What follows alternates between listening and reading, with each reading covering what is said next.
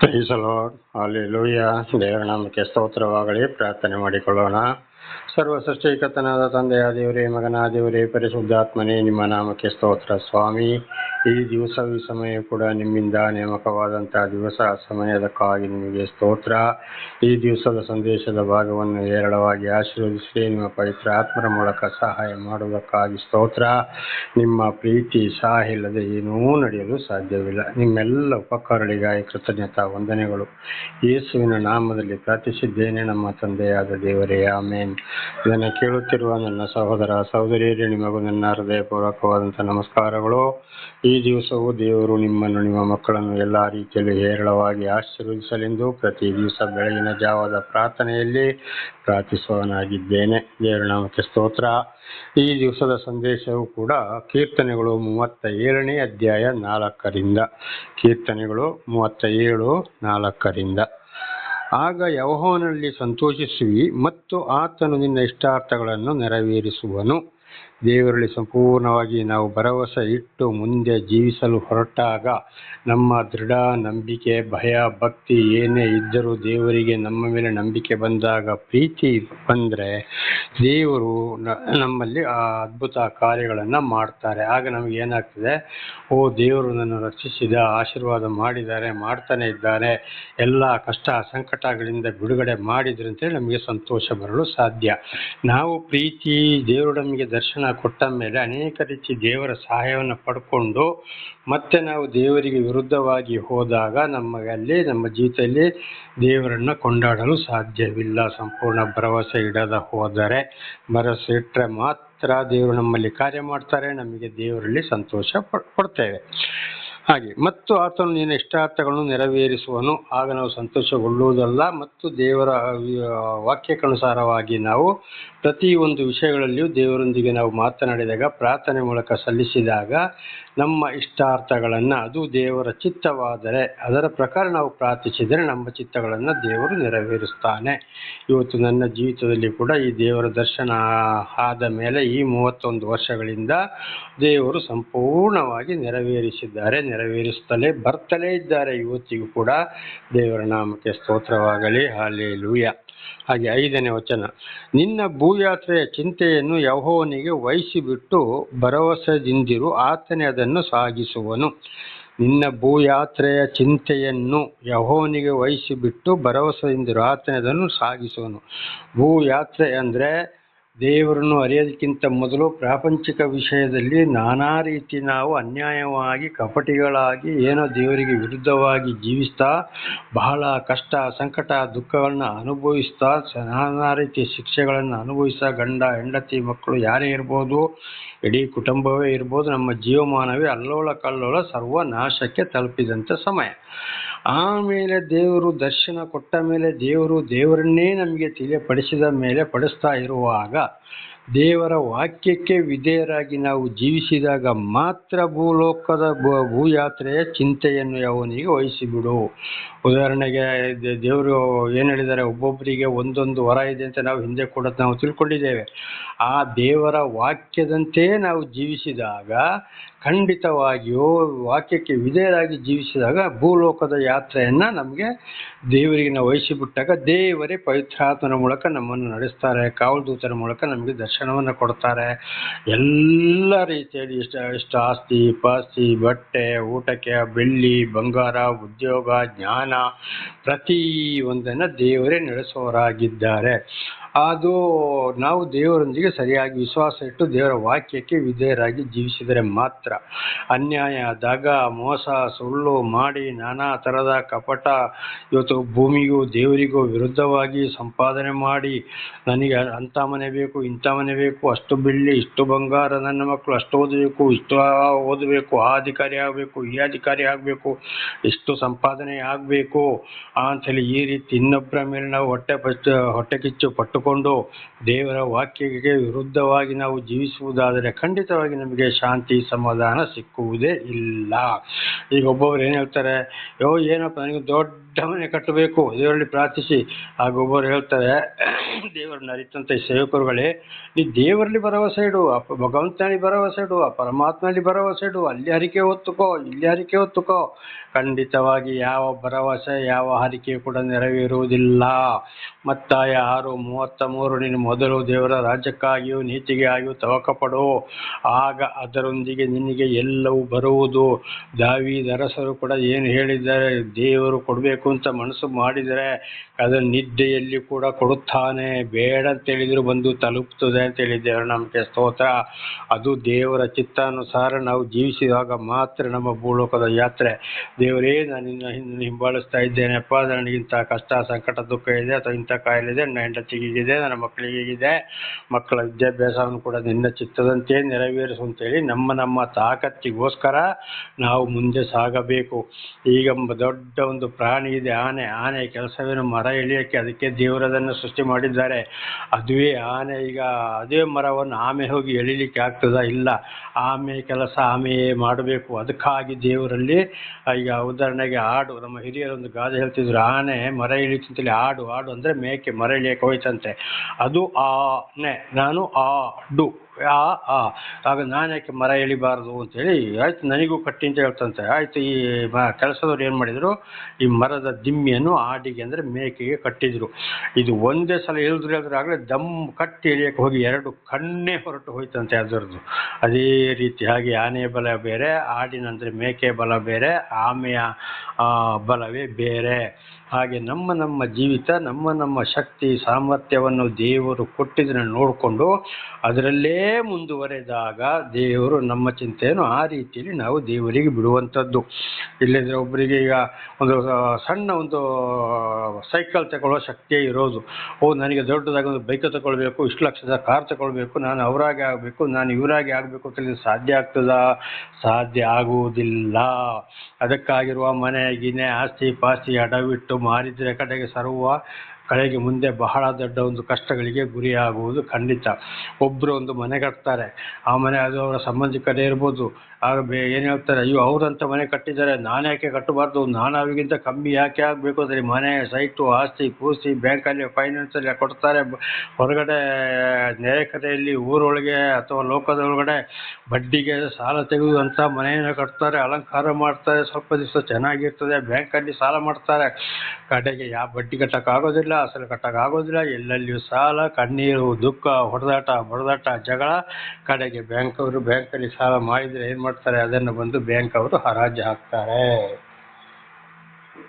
ಹಾಗೆ ಇದು ತಪ್ಪ್ಯಾರ್ದು? ದೇವರದ್ದು. ನಮ್ಮ ಶಕ್ತಿ ಎಷ್ಟರ ಮಟ್ಟಿಗಿದೆ, ದೇವರು ನಮ್ಮನ್ನು ಕರೆದಾಗ ದೇವರ ವಾಕ್ಯಕ್ಕೆ ವಿಧೇಯರಾಗಿ ಜೀವಿಸುವಾಗ ನಮ್ಮ ಶಕ್ತಿ ಎಷ್ಟರ ಮಟ್ಟಿಗಿದೆ ಅದನ್ನು ತಿಳ್ಕೊಂಡು ಆ ಚಿಂತೆಯನ್ನು ದೇವರಿಗೆ ವಹಿಸಿ ಬಿಡಬೇಕು. ದೇವರ ನಾಮಕ್ಕೆ ಸ್ತೋತ್ರಗಳು. ಇದನ್ನು ಮೊನ್ನೆ ಒಂದು ಸಂದೇಶದಲ್ಲಿ ಒಂದು ವಿಚಾರವನ್ನು ಹೇಳಿದೆ. ಒಂದು ಮನುಷ್ಯ ಮಾಡಿದ, ಒಂದು ಹಕ್ಕಿ ಭಾಳ ಚೆನ್ನಾಗಿತ್ತ, ಅದನ್ನು ಕೈ ಹಿಡಿದಿದ್ದವನು ಗೂಡೊಳಗೆ ಹಾಕಿಟ್ಟ. ಅದಕ್ಕಿಂತ ಒಳ್ಳೆಯ ಒಂದು ಹಕ್ಕಿ ಏನಾಯಿತು, ಮೇಲೆ ಹಾರ್ತಾ ಇತ್ತು. ಆಗ ಅದನ್ನು ಹಿಡ್ಕೊಳ್ತೇನೆ ಅಂತೇಳಿ ಇದನ್ನು ಬಿಟ್ಟ. ಆಗ ಅದು ಇಲ್ಲ ಇದು ಇಲ್ಲ, ಗೂಡು ಖಾಲಿ ಆಯಿತು. ಹಾಗೆ ಇವತ್ತು ಅನೇಕರು ಇನ್ನೊಬ್ಬರನ್ನ ನೋಡಿಕೊಂಡು, ಅಂದ ಚಂದಗಳನ್ನ ನೋಡಿಕೊಂಡು, ದೊಡ್ಡಸ್ತು ನೋಡಿಕೊಂಡು, ಅವರಿಗಿಂತ ನಾವೇನು ಕಡಿಮೆ ಅಂತ ನೋಡಿಕೊಂಡು ಈ ರೀತಿಯಲ್ಲಿ ಹೋಗಿದ್ದರಿಂದ ನಾನಾ ರೀತಿ ಕಷ್ಟಗಳಿಗೆ ಅದು ಗುರಿಯಾಗ್ತದೆ.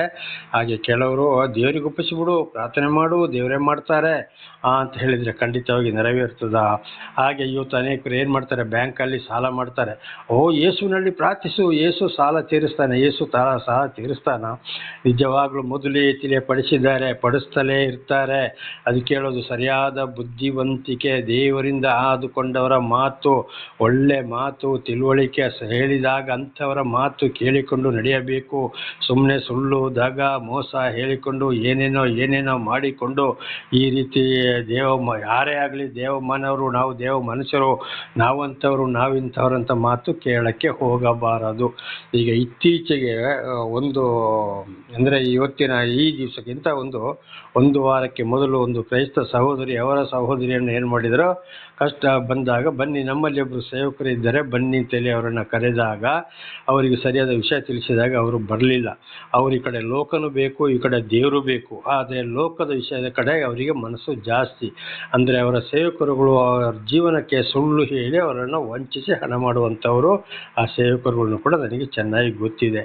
ಇವರು ಎಲ್ಲಿ ಒಂದು ಸೇವಕನ ಹತ್ರ ಮತ್ತೆ ಕೇಳಕ್ಕೆ ಹೋಗಿದ್ದಾರೆ, ಆ ಸೇವಕರು ನಿಮಗೆ ಯಾರೋ ಮಾಟ ಮಾಡಿದ್ದಾರೆ, ಯಾರೋ ಮಂತ್ರ ಮಾಡಿದ್ದಾರೆ ಅಂತ ಹೇಳಿ ಕಳಿಸಿದರೆ. ನಿಜವಾದ ಸೇವಕ ಆದರೆ ದೇವ್ರು ಹೇಳಿದರೆ, ಮಾಯಾ ಮಂತ್ರಕ್ಕೆ ನೀವು ಹೆದರಲೇಬೇಡಿ, ಅಂಥವರ ಸಹವಾಸವೇ ಬೇಡ, ಆ ಮಾತು ಕೇಳಬೇಡಿ, ನನ್ನ ಮಾತಿಗೆ ನೀವು ವಿಧೇಯರಾಗಿ ಜೀವಿಸಿ ಅಂತ ದೇವರು ಹೇಳಿದ್ದು.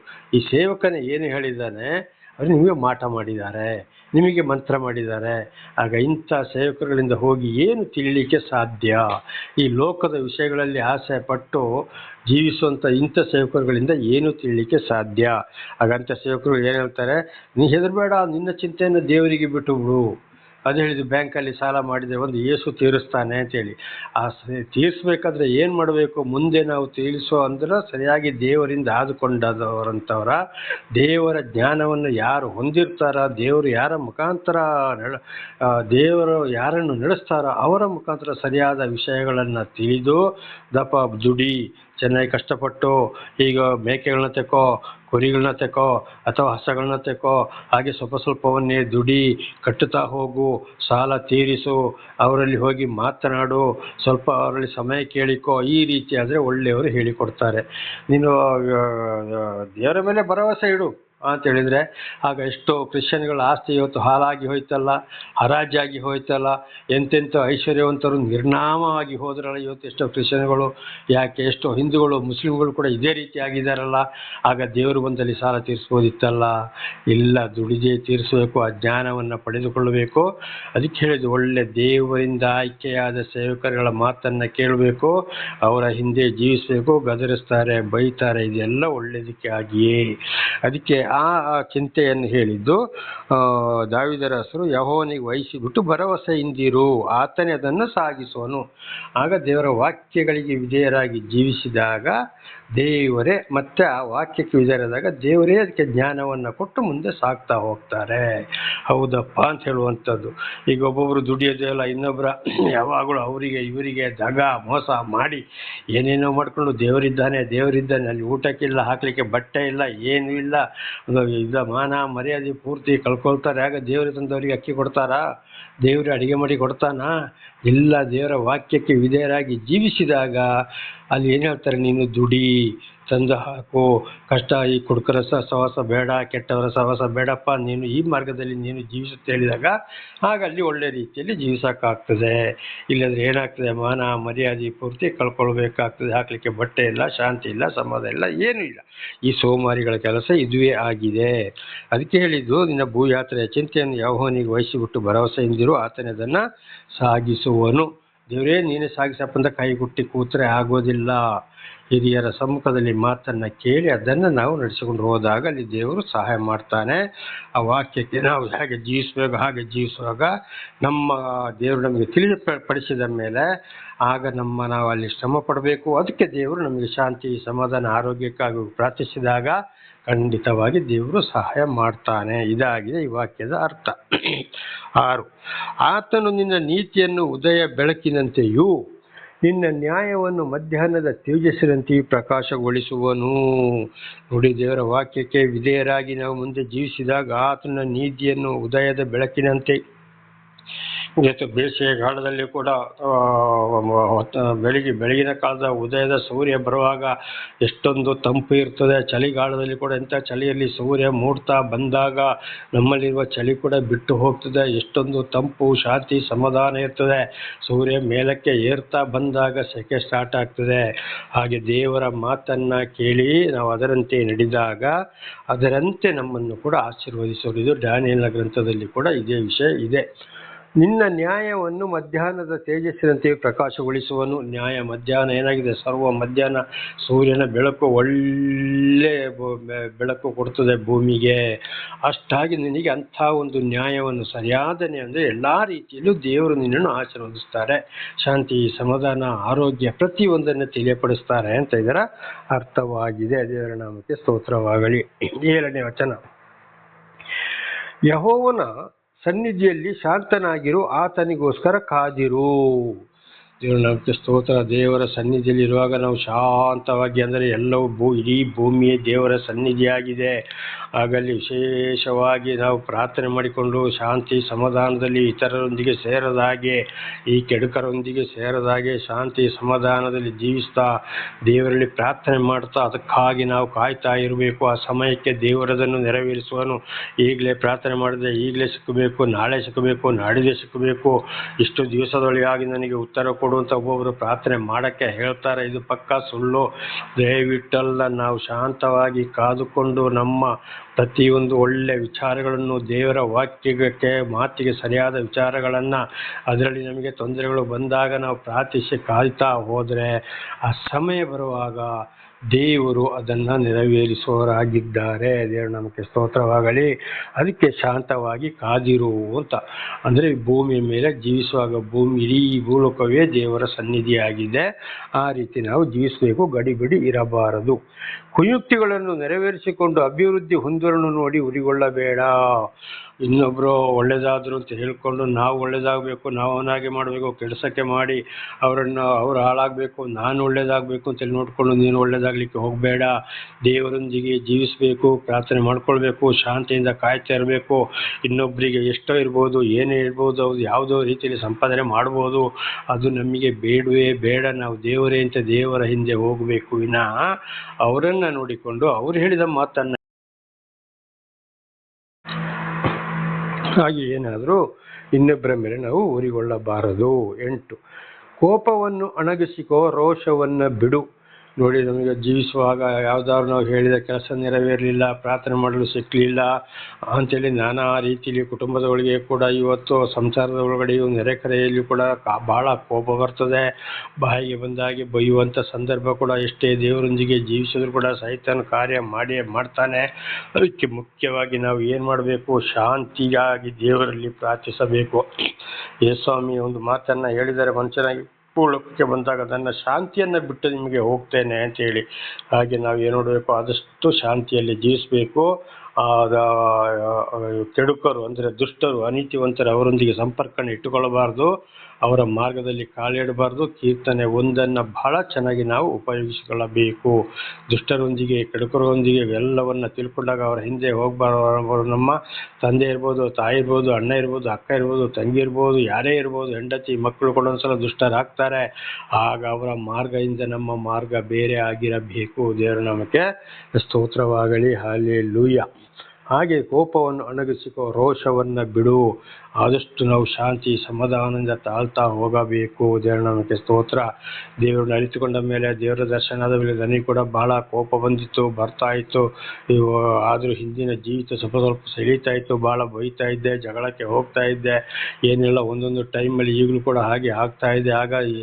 ಈಗ ಅದರಷ್ಟು ಕೂಡ ಇಲ್ಲ. ಶಾಂತಿಗಾಗಿ ಬೇಡ್ತಾ, ಈಗಲೂ ಕೂಡ ಶಾಂತಿಯಾಗಿ ಬೇಡ್ತಾ ಇರ್ತೀನಿ. ಈಗಂತೂ ಬಹಳ ಶಾಂತಿಯನ್ನು ಅಂಥವರಿಂದ ದೂರ ಇದ್ದು ಜೀವಿಸಲು ಪ್ರಯತ್ನ. ದೇವರಲ್ಲಿ ಪ್ರಾರ್ಥಿಸಿದಾಗ ಬಹಳ ಸಮಯದ ನಂತರ ಅಂಥವರಿಂದ ದೇವರು ನನ್ನನ್ನು ದೂರ ಇಟ್ಟಿದ್ದಾರೆ. ಒಬ್ಬರ ಸವಾಸ ಕೂಡ ಇಲ್ಲ. ಅವರು ಕ್ರಿಶ್ಚಿಯನ್ ಆಗಲಿ, ಹಿಂದೂ ಆಗಲಿ, ಯಾರೇ ಆಗಲಿ, ಎಲ್ಲ ಮಾನವ ಕುಲ. ದೇವರು ದರ್ಶನ ಕೊಟ್ಟ ಮೇಲೆ ಮಾತು ಕೇಳದ ಅವರ ಸಂಪರ್ಕದಲ್ಲೇ ಇಲ್ಲ. ಯಾರ್ಯಾರು ದೇವರನ್ನು ನಡೆಸ್ತಾ ಇದ್ದಾರಂತ ಚೆನ್ನಾಗಿ ಅರಿತುಕೊಳ್ಳುವ ಶಕ್ತಿ ದೇವರು ಕೊಟ್ಟಿದ್ದಾರೆ, ದೃಷ್ಟಿಯನ್ನು ಕೊಟ್ಟಿದ್ದಾರೆ, ಅವರ ಸಂಪರ್ಕದಲ್ಲಿ ಮಾತ್ರ ಇರ್ತಾನೆ. ಇದನ್ನು ಬಹಳ ಸಲ ಹೇಳಿದ್ದೀನಿ. 31 ವರ್ಷ ದೇವರು ದರ್ಶನ ಕೊಟ್ಟ ಮೇಲೆ ಬರ್ತಾ ಹೆಚ್ಚಾಗಿ ದೇವರನ್ನ ತಿಳಿದುಕೊಳ್ಳುವಂಥ ಸಂದರ್ಭ. ಆ ಸಮಯದಿಂದ ಈ ಕಡೆ ಈಗ ನನಗೆ ಇರುವಂಥದ್ದು ಬರೀ ಒಂದು 5 ಅಥವಾ 6 ಕುಟುಂಬಗಳು ಮಾತ್ರ ಸ್ವಲ್ಪ ನನಗೆ ಕಾಣ್ತಾ ಇವೆ. ದೇವರ ನಾಮಕ್ಕೆ ಸ್ತೋತ್ರವಾಗಲಿ. ಹಾಲೆಲೂಯಾ. ಅಂತ ಒಂದು ಕುಟುಂಬದಲ್ಲಿ ಮಾತ್ರ ಒಂದು ತಾಯಿ ಮಕ್ಕಳು ಬಹಳ ಚೆನ್ನಾಗಿ ಜೀವಿಸ್ತಾ ಇದ್ದಾರೆ. ಬಾಕಿ ಎಲ್ಲ ಕಡೆ ದೇವರು ಬೇಕು, ಈ ಕಡೆ ದೆವ್ವನು ಬೇಕು, ಎಲ್ಲರ ಸಂಪರ್ಕ ಬೇಕು, ಈ ರೀತಿಯಲ್ಲಿ ಹೋಗ್ತಾ ಇದ್ದಾರೆ. ಬರೀ ಒಂದೇ ಒಂದು ಕುಟುಂಬ ಮಾತ್ರ ಈಗ ದೇವರ ಬಳಿ ಜೀವಿಸುವಂಥದ್ದು, ಒಂದು ತಾಯಿ ಮತ್ತು 2 ಮಕ್ಕಳು. ಈ 31 ವರ್ಷದಲ್ಲಿ ಎಷ್ಟೋ ಹಳ್ಳಿಗಳಿಗೆ ನಡೆಸಿದ್ದಾರೆ, ಎಷ್ಟೋ ಕಡೆ ಸಾಕ್ಷಿ ನಡೆಸಿದ್ದಾರೆ, ಉಪದೇಶ ಮಾಡಿಸಿದ್ದಾರೆ. ಒಂದೇ ಒಂದು ಕುಟುಂಬ ಕಾಣ್ತಾ ಇದೆ, ಅಂದರೆ ಒಂದು ತಾಯಿ ಮತ್ತು ಮಕ್ಕಳು. ದೇವರ ನಾಮಕ್ಕೆ ಸ್ತೋತ್ರವಾಗಲಿ. ಹಲ್ಲೆಲೂಯಾ. ಆಗ ಇತರರನ್ನು ನೋಡಿ ನಾವು ರೋಷಗೊಳ್ಳಬಾರ್ದು, ಶಾಂತಿಯಲ್ಲಿ ಇರಬೇಕು. ನಾವು ಅದು ತಂದೆ ಆಗಿರ್ಬೋದು, ತಾಯಿ ಆಗಿರ್ಬೋದು, ಅಣ್ಣ ಇರ್ಬೋದು, ಹೆಂಡತಿ ಇರ್ಬೋದು, ಮಕ್ಕಳಿರ್ಬೋದು, ತಮ್ಮ ಇರ್ಬೋದು, ಅಕ್ಕ ಇರ್ಬೋದು, ತಂಗಿ ಇರ್ಬೋದು, ಕುಟುಂಬ ಸಂಸಾರ ಯಾರೇ ಇರ್ಬೋದು, ರೋಷವನ್ನು ಬಿಡು. ರೋಷ ಅಂದರೆ ನಮ್ಮ ವಿಪರೀತ ಕೋಪವನ್ನು ಬಿಟ್ಟು ಬಿಡಬೇಕು. ಅಂಥವರ ಸಂಪರ್ಕದಿಂದಲೇ ನಾವು ದೂರ ಇರಬೇಕು ಅಂತ ಇದರ ಅರ್ಥವಾಗಿದೆ. ಉರಿಗೊಳ್ಳಬೇಡ, ಕೆಡುಕಿಗೆ ಕಾರಣವಾದೀತು. ನೋಡು, ನೀನು ಅವರಾಗಿ ಆಗಬೇಡ, ಕೋಪಿಷ್ಠನಾಗಬೇಡ, ಅವ್ರ ಬಗ್ಗೆ ನೀನು ಬೊಯ್ಯಬೇಡ, ಅವರ ಕೆಟ್ಟ ಕೆಲಸಂತೆ ನೀನು ಹೋಗಬೇಡ, ಅವರ ಸವಸವನ್ನೇ ಬಿಡು. ನಿನಗೆ ಕೇಡಾಗ್ತದೆ ಅವರಿಂದ. ಅವರಂತೂ ಕೆಡುಕರು, ನಾಶದ ಮಾರ್ಗಕ್ಕೆ ಹೋಗ್ತಾ ಇದ್ದಾರೆ. ನೀನು ಅವರೊಂದಿಗೆ ಸೇರಿಕೊಂಡು ಅಥವಾ ಅವರಿಗೆ ಕೋಪದಲ್ಲಿ ಭಯಕ್ಕೆ ಹೋದರೆ, ಜಗಳ ಮಾಡೋಕ್ಕೆ ಹೋದರೆ, ಅವರೇ ಬಂದು ಅವ್ರದ್ದು ಜನಸಂಖ್ಯೆಗಳು ಜಾಸ್ತಿ ಇರ್ತವೆ. ನೀನು ದೇವರೊಂದಿಗೆ ಜೀವಿಸ್ತಾ ಇದ್ದೀಯಾ, ಆಗ ಅವರು ಬಂದು ನಿನ್ನ ಮೇಲೆ ಬೀಳುತ್ತಾರೆ. ಉದಾಹರಣೆಗೆ ಯೇಸುವನ್ನು ತಗೊಳ್ಳೋಣ. ಅವರು ಸರ್ವ ಸೃಷ್ಟಿ ಮಾಡಿದಂಥ ದೇವರು, ಆತ್ಮ, ಅಗ್ನಿಸ್ತಂಭ, ಮೇಘಸ್ತಂಭ, ವಾಣಿ, ಶಬ್ದವಂತ ಆಗಿದ್ದಾರೆ, ಸರ್ವ ನಾಶ ಮಾಡೋರು ಆಗಿದ್ದಾರೆ. ಆದರೂ ವೈರಿಗಳ ಮಧ್ಯದಲ್ಲಿ ಹೇಗೆ ಜೀವಿಸಿದ್ರು ಅಂತೇಳಿ ಒಂದು ಉದಾಹರಣೆಯನ್ನು ನಮಗೆ ಕೊಟ್ಟಿದ್ದಾರೆ. ಕೆಡುಕರೊಂದಿಗೆ ಸೇರಲೇ ಇಲ್ಲ. ಯಾರೊಂದಿಗೆ ಮಾತನಾಡಬೇಕು, ಯಾರ ಸಂಪರ್ಕದಲ್ಲಿ ಇರಬೇಕು ಅವರೇ. ಆಗ ದೇವರನ್ನು ಅರಿತವರೇ ಅವರಿಗೆ ಯಾವ ಶಿಕ್ಷೆಯನ್ನು ಕೊಟ್ಟು ಶಿಲುಬೆಯ ಮರಣದವರೆಗೆ ಹೋಯಿತು. ದೇವರ ನಾಮಕ್ಕೆ ಸ್ತೋತ್ರ. ಹಾಗೆ ಪ್ರವಾದಿ ಸಾಕ್ಷಿಗಳು ಎಷ್ಟು ಒಂದು ದೇವರೇ ಅವರನ್ನು ನಡೆಸಿದ್ರು, ಯಾವ ರೀತಿ ಅವರು ಶಾಂತಿ ಸಮಾಧಾನದಿಂದ ಹೋದರು. ಆ ಶಾಂತಿಗಾಗಿ ನಾವು ಪ್ರಾರ್ಥಿಸಬೇಕು. ಆಗ ಅಂಥವರನ್ನು ದೇವರೇ ನಡೆಸುವವರಾಗಿದ್ದಾರೆ. ಉರಿಗೊಳ್ಳಬೇಡ, ಕೆಡುಕಿಗೆ ಕಾರಣವಾದೀತು. ಅವರ ಸಂಪರ್ಕದಲ್ಲಿ ಇಟ್ಟುಕೊಳ್ಬೇಡ. ಈಗೊಂದು ಬೆಂಕಿ ಉರಿತಾ ಇದೆ, ಅಯ್ಯೋ ಅದು ನನ್ನ ಬೆಂಕಿ ತೇಲಿ ಹೋಗಿ ಅದಕ್ಕೆ ಕೈ ಹಾಕಿದರೆ ಏನಾಗ್ತದೆ, ನಮ್ಮನ್ನ ಸುಟ್ಟೇ ಬಿಡ್ತದೆ. ಈಗ ಉದಾಹರಣೆಗೆ ಕರೆಂಟು, ಇದು ನನ್ನ ಮನೆಯ ಕರೆಂಟು, ನಾನು ದುಡ್ಡು ಕಟ್ತಾ ಇದ್ದೆ ಅಂತ ಆ ಕರೆಂಟ್ ನಮ್ಮ ಮೈಗೆ ಟಚ್ ಆದರೆ ಏನಾಗ್ತದೆ, ಇಡೀ ಮೈಯೇ ಕರೆಂಟ್ ಹೊಡೆಯುವುದು, ಸತ್ತೇ ಹೋಗ್ಬೋದು. ದೇವರ ನಾಮಕ್ಕೆ ಸ್ತೋತ್ರವಾಗಲಿ. ಹಲ್ಲೆಲೂಯಾ. ಹಾಗೆ ನಾವು ಯಾರಿಂದ ದೂರ ಇರಬೇಕು, ಅವರಿಂದ ದೂರ ಇರಬೇಕು. ಅವರ ಬಗ್ಗೆ ಬಹಳ ಎಚ್ಚರವಾಗಿರಬೇಕು. ಅವರಿಂದ ನಾವು ಕೆಟ್ಟು ಹೋಗ್ತೇವೆ. ದೇವರ ನಾಮಕ್ಕೆ ಸ್ತೋತ್ರ. 9ನೇ ವಚನ. ಕೆಡುಕರು ತೆಗೆದು ಹಾಕಲ್ಪಡುವರು. ಯಾರು ಕೆಡುಕರು? ದೇವರು ಹುಡುಕಿಕೊಂಡು ಬಂದು ದರ್ಶನ ಕೊಟ್ಟ ಮೇಲೆ, ದೇವರನ್ನೇ ತಿಳಿಯಪಡಿಸಿದ ಮೇಲೆ, ದೇವರ ಮಾತು ಯಾರ ಕಿವಿಗೆ ಬೀಳ್ತದೋ, ಆಮೇಲೆ ಯಾರು ಬದಲಾಗೋದಿಲ್ವೋ, ಅದು ದೇವರು ಆದುಕೊಂಡಂಥ ಮನುಷ್ಯರಿಗೂ ಸಾಕ್ಷಿಗಳಿಗೂ ಹಾಗೂ ದೇವರಿಗೂ ವಿರುದ್ಧವಾಗಿ ನಡೆಯುವರು. ಈ ಪ್ರತಿ ಒಂದು ಲೋಕವು ಬೇಕು, ದೇವರು ಬೇಕು, ಅಥವಾ ದೇವರೇ ಬೇಡ ಲೋಕವೇ ಬೇಕು ಅಂದರೆ 10 ದಶಾಜ್ಞೆಗಳು, ವಿಗ್ರಹಾರ್ಧನೆ, ಮಾಟ, ಮಾಯ, ಮಂತ್ರ, ಕುಡುಕರು, ವ್ಯಭಿಚಾರಿಗಳು, ಕದಿಯೋದು, ಸುಳ್ಳು ಹೇಳೋದು, ನಾನಾ ಥರ ಇದು ಎಲ್ಲರೂ ಗೊತ್ತಿದೆ. ಒಟ್ಟಿನಲ್ಲಿ ದೇವರ ಮಾತಿಗೆ ವಿರುದ್ಧವಾಗಿ ನಡೆಯೋರು ಕೆಡುಕರು, ತೆಗೆದು ಹಾಕಲ್ಪಡುವರು. ದೇವರ ದೃಷ್ಟಿ ಅವರ ಮೇಲೆ ಇರೋದಿಲ್ಲ, ದೇವರ ನೋಟವೇ ಅವರಲ್ಲಿ ಇರೋದಿಲ್ಲ, ಕಾವಲು ದೂತರಿಂದ ರಕ್ಷಣೆ ಕೊಡುವುದಿಲ್ಲ, ಪವಿತ್ರ ಆತ್ಮರ ಮೂಲಕ ವಿಶೇಷವಾದ ಜ್ಞಾನವನ್ನು ಕೊಡುವುದಿಲ್ಲ, ಅವರಿಗೆ ನರಕವೆಂಬ ತೀರ್ಪು ಆಗಿ ಹೋಗಿದೆ. ಈ ಭೂಲೋಕದಲ್ಲಿ ಕೂಡ ಎಷ್ಟೇ ದುಡಿದ್ರು ಮಾಡಿದ್ರು, ಏನೇ ಮಾಡಿದ್ರು, ಶಾಂತಿ ಸಮಾಧಾನ, ಹಣ ಕಾಸು, ಹೆಂಡತಿ ಸರಿ ಇರೋದಿಲ್ಲ ಅಥವಾ ಗಂಡ ಸರಿ ಇರೋದಿಲ್ಲ, ಮಕ್ಕಳು ಸರಿ ಇರೋದಿಲ್ಲ, ಸಂಸಾರ ಸರಿ ಇರೋದಿಲ್ಲ, ಕಾಯಿಲೆ ಕಸಗಳು, ನಾನಾ ರೀತಿಯಲ್ಲಿ ಶಿಕ್ಷೆಯನ್ನು ಅನುಭವಿಸುವಂಥದ್ದು. ಅದನ್ನು ಹೇಳಿದು ತೆಗೆದು ಹಾಕಲ್ಪಡುವರು ಎಂಬುದಾಗಿ. ದೇವರ ನಾಮಕ್ಕೆ ಸ್ತೋತ್ರವಾಗಲಿ. ಯೆಹೋವನನ್ನು ನಿರೀಕ್ಷಿಸುವವರೇ ದೇಶವನ್ನು ಅನುಭವಿಸುವರು. ನೋಡಿ, ಸಂಪೂರ್ಣ ದೇವರ ದರ್ಶನ ಕೊಟ್ಟ ಮೇಲೆ ಅರಿತುಕೊಂಡು ತಪ್ಪನ್ನು ಒಪ್ಪಿಕೊಂಡು ದೇವರನ್ನು ನಾವು ಹಿಂಬಾಲಿಸಿ ಹೋದರೆ ದೇಶವನ್ನು ಅನುಭವಿಸುವರು. ಅಂದರೆ ದೇಶದಲ್ಲಿ ನಮಗೆ ದೇವರು ಏನೇನು ಕೊಡಬೇಕೋ ಅದನ್ನು ಕೊಟ್ಟು ಶಾಂತಿ, ಸಮಾಧಾನ, ಆರೋಗ್ಯ, ಒಳ್ಳೆ ಹೆಂಡತಿ, ಒಳ್ಳೆ ಮಕ್ಕಳು, ಒಳ್ಳೆ ಅವರ ಪ್ರತಿಯೊಂದು ಕೆಲಸ ಕಾರ್ಯಗಳು, ಪ್ರಾಣಿ ಪಕ್ಷಿಗಳು, ರೈತರಿಗೆ ಕೃಷಿಗಳು ಎಲ್ಲವೂ ಒಳ್ಳೆಯದಾಗ್ತಾ ಬರ್ತದೆ. ನಡೆ ನುಡಿ ಕ್ರಿಯೆಗಳು, ಅವರು ಬಡ ಬಗ್ಗರಿಗೆ, ಬಹಳ ಒಂದು ನಿರ್ಗತಿಗರಿಗೆ ಸಹಾಯವನ್ನು ಕೂಡ ಮಾಡ್ತಾ ಹೋಗ್ತಾರೆ. ಅಯ್ಯೋ ಅಂತೇಳಿ ಕರುಣೆ ತೋರ್ತಾರೆ. ಇಂಥವ್ರನ್ನು ನೋಡಿಕೊಂಡು ಇವರು ದೇವರ ಒಂದು ಮಕ್ಕಳು ಅಂತೇಳಿ ಇವರನ್ನು ನಾವು ಗುರುತು ಹಚ್ಚಿರಬೇಕು. ಅಂಥವರು ದೇಶದಲ್ಲಿ ಏನೇ ಇಲ್ಲ ಇದ್ರು ಶಾಂತಿ ಸಮಾಧಾನದಲ್ಲಿ ಜೀವಿಸ್ತಾರೆ. ಉದಾಹರಣೆಗೆ ನನಗೆ ಇಲ್ಲಿ ಅವ್ರು ಹೇಳ್ತಾರೆ, ಅಲ್ಲಪ್ಪ ನಿನಗೆ ಕೆಲಸಕ್ಕೆ ಹೋಗೋದಿಲ್ಲ, ದುಡಿಯೋದಿಲ್ಲ, ಎಲ್ಲಿಂದಲೂ ನಿನಗೆ ಏನು ಸಿಗ್ತಾ ಇಲ್ಲ ಅಂತ ನೀನು ಹೇಳ್ತೀಯ, ಆದರೂ ನಿನ್ನ ಜೀವಿತವೇ ಎಷ್ಟೊಂದು ಸಂತೋಷದಲ್ಲಿ ಹೋಗ್ತಾ ಇದೆಯಪ್ಪ, ಬಹಳ ಸಂತೋಷವಾಗಿದ್ಯಾ, ನೀನೇ ರಾಜಪ್ಪ, ನಿನ್ನ ಬಿಟ್ಟರೆ ಯಾರು ರಾಜರಿಲ್ಲ ಅಂತೇಳಿ ನಾನು ವಾಸ ಮಾಡುವ ಸ್ಥಳದಲ್ಲಿ ನನಗೆ ಹೇಳ್ತಾರೆ. ದೇವರ ಸ್ತೋತ್ರ. ಆದರೆ ದೇವರು ನನಗೆ ಯಾರ ಮುಖಾಂತರ ಎಲ್ಲ ರೀತಿಯಲ್ಲಿ ಸಹಾಯ ಮಾಡಬೇಕು ಸಹಾಯವನ್ನು ಮಾಡಿಸ್ತಾ ಇದ್ದಾರೆ. ದೇವರ ನಾಮಕ್ಕೆ ಸ್ತೋತ್ರವಾಗಲಿ. ಹಲ್ಲೆಲೂಯಾ. ಹಾಗೆ ಅಲ್ಲಿ ಯೆಹೋವನನ್ನು ನಿರೀಕ್ಷಿಸುವವರೇ ದೇಶವನ್ನ ಅನುಭವಿಸುವರು. ಆ ಸಹಾಯ ಮಾಡೋರಿಗೆ ಏನ್ ಮಾಡ್ತಾ ಇದ್ದಾರೆ, ಮಲಾಕಿ ಗ್ರಂಥದಲ್ಲಿ ಬರೆದ ಹಾಗೆ, ನೀನು ಇಂತಿಂಥವರಿಗೆ ಮಾಡಿದರೆ ಅದರ 2ರಷ್ಟು ಪರಲೋಕದ ಸ್ವರಗಳನ್ನು ನಿನಗೆ ಸುರಿದು ಕೊಡ್ತೀನೋ ಪರೀಕ್ಷಿಸಿ ನೋಡು ಅಂತೇಳಿ ಅಲ್ಲಿ ಅವರಿಗೆ ದೇವರು ಇನ್ನೊಬ್ಬರ ಮುಖಾಂತರ ಒಂದು ವಿದ್ಯೆ ಮೂಲಕ ಅಥವಾ ಕೆಲಸದ ಮೂಲಕ ಕೃಷಿಗಳ ಮುಖಾಂತರ ಪ್ರಾಣಿ ಪಕ್ಷಿಗಳ ಮೂಲಕ ಅಲ್ಲಿ ದೇವರು ಅವರನ್ನು ಆಶೀರ್ವಾದ ಮಾಡ್ತಾರೆ. ದೇವರ ನಾಮಕ್ಕೆ ಸ್ತೋತ್ರವಾಗಲಿ. ಇದು ಹೇಳಿದ್ದು ಯೆಹೋವನನ್ನು ನಿರೀಕ್ಷಿಸುವವರೇ ದೇಶವನ್ನ ಅನುಭವಿಸುವರು. ಕಷ್ಟ ಸಂಕಟ ದುಃಖಗಳು ಇದ್ವಿ.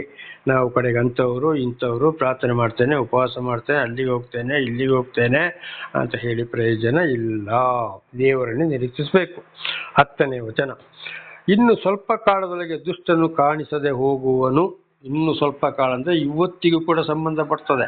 ಇದು ಎಷ್ಟೋ 1000 ವರ್ಷಗಳ ಹಿಂದೆ ಹೇಳಿದಂಥ ಮಾತು, ದಾವೀದರಸರ ಮೂಲಕ ದೇವರು ಹೇಳಿಸಿದ ಮಾತು. ಇನ್ನು ಸ್ವಲ್ಪ ಕಾಲ ಅಂದರೆ ಜಾಸ್ತಿ ಅವರು ದೇವರು ಆಯುಷ ಫಲ ಕೊಟ್ಟಷ್ಟು ವರ್ಷ ಕೂಡ ಕೆಲವರು ಬದುಕುವುದಿಲ್ಲ.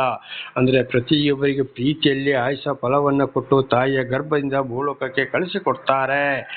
ಆಗಲಿ ತಪ್ಪು ಮಾಡಿದಾಗ ನಾನಾ ರೀತಿ ಕೆಡುಕರ ಸಹವಾಸ ಮಾಡಿ ಹೊಡೆದಾಟಗಳು, ರೌಡಿತನ, ಆಕ್ಸಿಡೆಂಟ್ಗಳ ಆಗುವಂಥದ್ದು, ನೇಣು ಹಾಕೊಳ್ಳುವಂಥದ್ದು, ಪಾಯ್ಸನ್ ತಗೊಳ್ಳುವಂಥದ್ದು, ಒಳಗೆ ಹಾರುವಂಥದ್ದು, ಅಥವಾ ಪೊಲೀಸರ ಒಂದು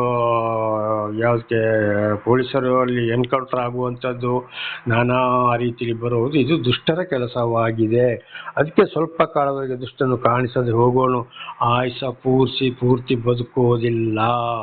ಆಗ ಏನು ಹೇಳ್ತಾರೆ, ಅಯ್ಯೋ ಅವನು ಯೌವನಸ್ಥ ಹುಡುಗ, ಇನ್ನು ಬದುಕಬೇಕಿತ್ತು, ಇನ್ನು ಅಷ್ಟು ವರ್ಷ ಅವನಿಗಿದೆ, ಅವನು ಇನ್ನೂ ಅವನ ಸಂತೋಷವನ್ನು ಕಳಿಬೇಕಿತ್ತು, ಮದುವೆ ಆಗಬೇಕಿತ್ತು, ಮಕ್ಕಳು ಆಗಬೇಕಿತ್ತು, ಬುದ್ಧಿವಾದ ಹೇಳಿಸಿದ್ದಾರೆ. ದುಷ್ಟನು ಮಾತು ಕೇಳಿಲ್ಲ, ಗರ್ವ ಅಹಂಕಾರ, ಆದ್ದರಿಂದ ಈ ಸಾವು ಅಂಥವರಿಗೆ ಬರುವುದು. ದೇವರ ನಾಮಕ್ಕೆ ಸ್ತೋತ್ರವಾಗಲಿ.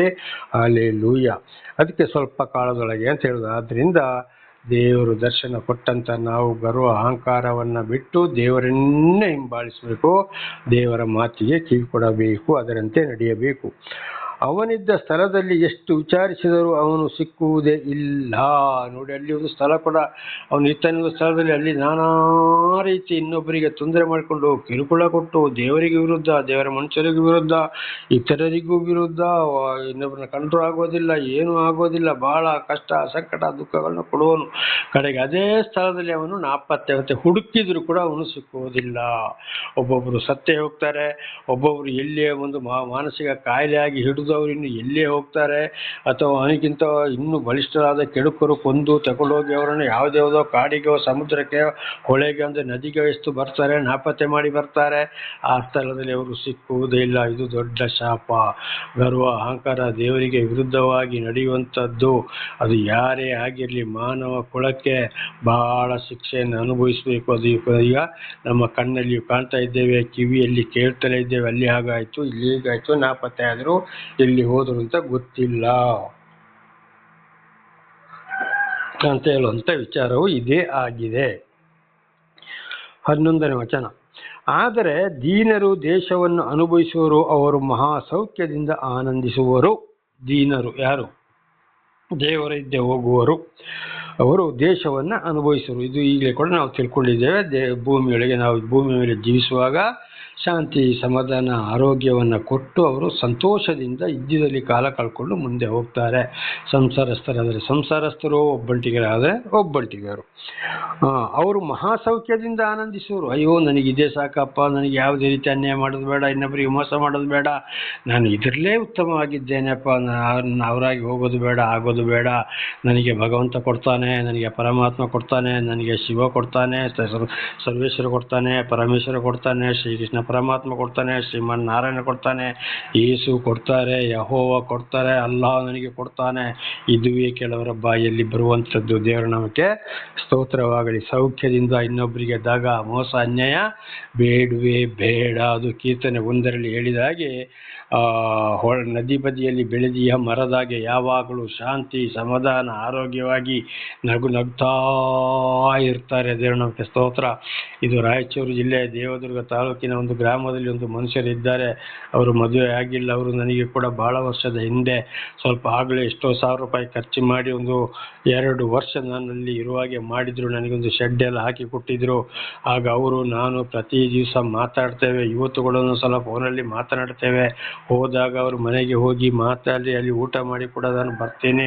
ದೇವರು ನಮಗೆ ಸ್ತೋತ್ರವಾಗಲಿ. ಅಯ್ಯಯ್ಯೋ ಬೇಡಪ್ಪ, ನಮಗೆ ಶಿವ ಕೊಟ್ಟಿದ್ದು ಒಂದು ರೊಟ್ಟಿಯೇ ಸಾಕು, ಆತನು ಏನು ಕೊಟ್ಟ ಅದುವೇ ಸಾಕಪ್ಪ, ನಮಗೆ ಬೇರೆಯವನ್ನ ನೋಡಿ ನಮಗೆ ಊಟ ಕಿಚ್ಚು ಪಡೋದು ಬೇಡ, ಏನೂ ಬೇಡ, ಆತ ಕೊಟ್ಟಿದ್ದೇ ನನಗೆ ಸಾಕಪ್ಪ ಅಂತ ಮನುಷ್ಯ ಬೇಡ್ತಾ ಇದ್ದಾರೆ. ದೇವರು ನಮಗೆ ಸ್ತೋತ್ರ. ಹಾಗೆ ಅವರ ಮಗ, ಸೊಸೆ ಎಲ್ಲರೂ ಅದೇ ಮಾರ್ಗದಲ್ಲಿ ಒಂದೊಂದು ಸಲ ಎಷ್ಟೋ ಲಕ್ಷಗಳು ಬರ್ತವೆ. ಒಂದೊಂದು ಸಲ ಅದಕ್ಕೆ ಅವರು ಬೆಳೆಯುವಂಥ ಹತ್ತಿಗೋ ಮೆಣಸಿಗೋ ಎಲ್ಲ ಕ್ರಯ ಕಡಿಮೆ ಆಗಿ ಅಲ್ಲಿ ಎಷ್ಟೋ ಇದು ಕ್ರಯ ಕಡಿಮೆ ಆದಾಗ ಎಷ್ಟೋ ನಷ್ಟವನ್ನು ಅನುಭವಿಸ್ತಾರೆ. ಆದರೆ ಅವ್ರು ಏನು ಹೇಳ್ತಾರೆ, ನಮಗೆ ಶಿವ ಕೊಟ್ಟಿದ್ದೇ ಸಾಕಪ್ಪ, ಆತನೊಂದು ರೊಟ್ಟಿ ಕೊಡ್ತಾ ಇದ್ದಾನೆ ಸಾಕು ನಮಗೆ ಅಂತ. ದೇವರ ನಾಮಕ್ಕೆ ಸ್ತೋತ್ರವಾಗಲಿ. ಮನೆಗೆ ಬೇಡಿಕೊಂಡು ಬಂದವರು ಕಷ್ಟ, ಸಂಕಟ, ದುಃಖದಲ್ಲಿ ಇದ್ದವರಿಗೆ ಅವರು ಏನು ಇಲ್ಲ ಅಂತ ಹೇಳುವುದಿಲ್ಲ. ಅದೇ ಅವರ ಮಗ, ಸೊಸೆ, ಮೊಮ್ಮಕ್ಕಳೆಲ್ಲ ಶಾಂತಿ ಸಮಾಧಾನದಲ್ಲಿ ಹೋಗ್ತಾ ಇರ್ತಾರೆ. ದೇವರ ನಾಮಕ್ಕೆ ಸ್ತೋತ್ರವಾಗಲಿ. ನೋಡಿ, ಹೀಗೆ ಅನೇಕ ಸಾಕ್ಷಿಗಳು ಕೂಡ ಇವೆ. ಅವರು ಮಹಾ ಸೌಖ್ಯದಿಂದ ಜೀವಿಸುವರು. ಇದೇ ಒಂದು ರೀತಿಯಲ್ಲಿ ನಾವು ಕೂಡ ಜೀವಿಸಬೇಕಾಗಿದೆ. ದೇವರ ನಾಮಕ್ಕೆ ಸ್ತೋತ್ರ. 12ನೇ ವಚನ. ದುಷ್ಟನು ನೀತಿವಂತನಿಗೆ ವಿರೋಧವಾಗಿ ಆಲೋಚಿಸುತ್ತಾನೆ. ನೋಡಿ, ದುಷ್ಟ ಏನು ಮಾಡ್ತಾನೆ ಅಂತ, ಒಬ್ಬರು ಒಳ್ಳೆ ರೀತಿ ಜೀವಿಸಿದರೆ ಅಯ್ಯೋ ಅವನಿಗೆ ದುಡಿಯೋದಿಲ್ಲ, ಮಾಡೋದಿಲ್ಲ, ಜೀವಿಸ್ತಾನೆ, ನಾನು ಕೇಳಿದೆ ನನಗೆ ಅವನು ಕೊಡಲಿಲ್ಲ, ಹೊರೆ ಕಣ್ಣಲ್ಲಿ ನೋಡೋದು, ಅಕಸ್ಮಾತ್ ಕೆಳಗೆ ಕಣ್ಣಾಕಿ ಅಡ್ಡ ಕಣ್ಣಲ್ಲಿ ನೋಡುವಂಥದ್ದು, ತಲೆ ತಗ್ಗಿಸಿ ಅಲ್ಲಿ ಒಂದು ದುಷ್ಟತನದಲ್ಲಿ ನೋಡುವಂಥದ್ದು, ಅಂತೇಳಿ ಅವನು ನೋಡುತ್ತೆ ಇದೊಂಥರ ಗುಟ್ರು ಹಾಕುವಂಥದ್ದು, ಅಥವಾ ಇನ್ನೊಬ್ಬರಲ್ಲಿ ಏನೇನು ಹೇಳದಿದ್ದರೂ ಕೂಡ ನಾನು ಕೇಳಿದ್ರು ನನಗೇನು ಕೊಡೋದಿಲ್ಲ ಅಂತೇಳಿ ದುಷ್ಟನು ಏನು ಮಾಡ್ತಾರೆ, ಅವ್ರು ನಾನಾ ರೀತಿ ಹಲ್ಲು ಕಡಿತಾನೆ, ಅವ್ರನ್ನ ಕೆಡಿಸ್ಲಿಕ್ಕೆ ನೋಡ್ತಾರೆ.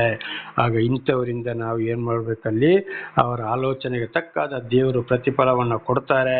ಯಾವುದೇ ಕಾರಣಕ್ಕೂ ಶಾಂತಿ ಇಲ್ಲ, ಸಮಾಧಾನ ಇಲ್ಲ, ಯಾವ ರೀತಿಯಲ್ಲಿಯೂ ಅಲ್ಲಿ ದೇವರ ಆಶೀರ್ವಾದ ಪಡೆದುಕೊಳ್ಳಲು ಸಾಧ್ಯವಿಲ್ಲ ಅಂತ ಇದರ ಅರ್ಥ. ಅವನನ್ನು ನೋಡಿ ಹಲ್ಲು ಕಡಿಯುತ್ತಾನೆ. ಯಾರು ಶಾಂತಿ, ಸಮಾಧಾನ, ಕಷ್ಟ, ಸಂಕಟ, ದುಃಖದಲ್ಲಿ ಒಳ್ಳೆ ರೀತಿಯಲ್ಲಿ ದುಡಿದು ಇನ್ನೊಬ್ಬರಿಗೆ ದಗ, ಮೋಸ ಮಾಡದೆ ಇರೋದ್ರಲ್ಲಿ ತೃಪ್ತಿಯಾಗಿ ಜೀವಿಸ್ತಾರೆ, ಅವರನ್ನು ನೋಡಿ ಹಲ್ಲು ಕಡಿತಾರೆ. ಅವರಲ್ಲಿ ಹೋಗಿ ಕೊಡಪ್ಪ ಅಂತ ಕೇಳ್ತಾರೆ, ಕೊಡದಿದ್ದರೆ ಅವ್ರ ಮೇಲೆ ಹೊಟ್ಟೆ ಕಿಚ್ಚು, ನಾನಾ ರೀತಿಯಲ್ಲಿ ಹೇಗಾದರೂ ಮಾಡಿ ಇವನ್ನ ಕೆಡಿಸ್ಬೇಕಲ್ಲ ಅಂತೇಳಿ ಯೋಚನೆ, ಹಲ್ಲು ಕಡಿತಾನೆ, ದುಷ್ಟತನದಿಂದ ನೋಡ್ತಾನೆ, ಹೇಗಪ್ಪ ಇವನ್ನ ಕೆಡಿಸೋದು, ನಾನು ಕೇಳಿದ್ರು ನನಗೆ ಕೊಡಲಿಲ್ಲಲ್ಲ ಅಂತ. ಆದರೆ ಪ್ರತಿ ಒಂದಕ್ಕೂ ಅಂಥವರ ಪರವಾಗಿ ದೇವರು ಇದ್ದು ಸಹಾಯ ಮಾಡಿ ದುಷ್ಟನಿಗೆ ಬಹಳ ಶಿಕ್ಷೆಯನ್ನು ಕೊಡುವವರಾಗಿದ್ದಾರೆ, ಕೊಟ್ಟಿದ್ದಾರೆ, ಕೊಡ್ತಲೇ ಇದ್ದಾರೆ. ಕಂಡಿದ್ದೀವಿ, ಕಾಣುತ್ತಲೇ ಇದ್ದೀನಿ. ದೇವರ ನಾಮಕ್ಕೆ ಸ್ತೋತ್ರವಾಗಲಿ. ಆದ್ದರಿಂದ ಪ್ರತಿ ಒಂದು ದಿವಸದ ಸಂದೇಶವು ಬಹಳ ಪ್ರಾಮುಖ್ಯವಾದ ಸಂದೇಶ. ಕೇಳಿ ಚೆನ್ನಾಗಿ ಜ್ಞಾನದಲ್ಲಿ ಅದನ್ನು ಅಳವಡಿಸಿಕೊಂಡು ದೇವರಿಂದ ಆಶೀರ್ವಾದವನ್ನು ಪಡೆದುಕೊಂಡು ಯಾವುದೇ ಕಷ್ಟ, ಸಂಕಟ, ದುಃಖ ಬಂದರೂ ದೇವರನ್ನೇ ಹಿಂಬಾಲಿಸಿ ಹೋಗಬೇಕಾಗಿ ನಾನು ನಿಮ್ಮಲ್ಲಿ ಕೂಡ ಒಂದು ಕಳಕಳಿಯಿಂದ ನಾನು ಬೇಡಿಕೊಳ್ಳುವನಾಗಿದ್ದೇನೆ. ಪ್ರಾರ್ಥನೆ ಮಾಡಿಕೊಳ್ಳೋಣ. ಸರ್ವ ಸೃಷ್ಟಿಕರ್ತನ ತಂದೆಯ ದೇವರೇ, ಮಗನ ದೇವರೇ, ಪರಿಶುದ್ಧಾತ್ಮನೇ, ನಿಮಗೆ ಸ್ತೋತ್ರ. ಇವತ್ತಿನ ಸಂದೇಶವನ್ನು ಕೂಡ ನನ್ನ ಸಹೋದರ ಸಹೋದರಿಗೆ ನೀವು ತಿಳಿಸಲು ಆಶೀರ್ವಾದ ಮಾಡಿದ್ದೀರಿ. ಅವರಿಗೆ ಇದನ್ನು ಚೆನ್ನಾಗಿ ಕೇಳಿ ತಿಳಿದುಕೊಂಡು ನಿಮ್ಮ ವಾಕ್ಯಕ್ಕೆ ವಿಧೇಯರಾಗಿ ಜೀವಿಸಲು ಬೇಕಾದ ಶಾಂತಿ, ಸಮಾಧಾನ, ವಿಶೇಷವಾದ ಜ್ಞಾನವನ್ನು ಅವರಿಗೆ ಅನುಗ್ರಹಿಸಿರಿ. ತಿಳಿಯದೆ ಏನಾದರೂ ತಪ್ಪುಗಳು ಬಂದು ಹೋಗಿದ್ದರೆ ದೇವರೇ ಅವರನ್ನು ನೀವು ಕ್ಷಮಿಸಿರಿ. ನಿಮ್ಮಿಂದಲೇ ಪಾಪ ಪರಿಹಾರ, ನಿಮ್ಮಿಂದಲೇ ರಕ್ಷಣೆ. ಈ ಯೂಟ್ಯೂಬ್ ಸಂದೇಶದ ಮೂಲಕ ಯಾರ್ಯಾರಿಗೆ ವಚನಗಳನ್ನು ತಿಳಿಸ್ತಾ ಇದ್ದೀರೋ ಅವರನ್ನು ಹೇರಳವಾಗಿ ಆಶೀರ್ವದಿಸಿರಿ. ಅವರು ಇತರರಿಗೆ ಸಾಕ್ಷಿಗಳಾಗುವಂತೆ ಮಾರ್ಪಡಿಸಿರಿ. ಅವರ ಮಕ್ಕಳನ್ನು ಕೂಡ ಒಳ್ಳೆಯ ರೀತಿಯಲ್ಲಿ ನಡೆಸಿ ಅವರೆಲ್ಲರೂ ನಿಮ್ಮ ಮಾರ್ಗದಂತೆ ನಡೆದು ನಿಮಗೆ ಘನ, ಮಾನ, ಮಹಿಮೆ ಸಲ್ಲಿಸಿ ಇತರರಿಗೆ ಸಾಕ್ಷಿಗಳಾಗುವಂತೆ ಮಾರ್ಪಡಿಸಿರಿ. ಹಾಗೆ ಮಾಡುವುದಕ್ಕಾಗಿ ನಿಮಗೆ ಸ್ತೋತ್ರ. ನಿಮ್ಮೆಲ್ಲ ಉಪಕಾರಗಳಿಗಾಗಿ ಕೃತಜ್ಞತಾ ವಂದನೆಗಳು. ಯೇಸುವಿನ ನಾಮದಲ್ಲಿ ಪ್ರಾರ್ಥಿಸಿದ್ದೇನೆ ನಮ್ಮ ತಂದೆಯೇ, ಆಮೇನ್. ಇದನ್ನು ಕೇಳುತ್ತಿರುವ ನನ್ನ ಸಹೋದರ ಸಹೋದರಿಯರೇ, ನಿಮಗೂ ನನ್ನ ಹೃದಯಪೂರ್ವಕವಾದ ಧನ್ಯವಾದಗಳು. ದೇವರು ನಿಮ್ಮನ್ನು, ನಿಮ್ಮ ಮಕ್ಕಳನ್ನು ಎಲ್ಲ ರೀತಿ ಕೆಲಸ ಕಾರ್ಯಗಳಲ್ಲಿ ಕೂಡ ಹೇರಳವಾಗಿ ಆಶೀರ್ವದಿಸಲಿ. ಆಮೇನ್.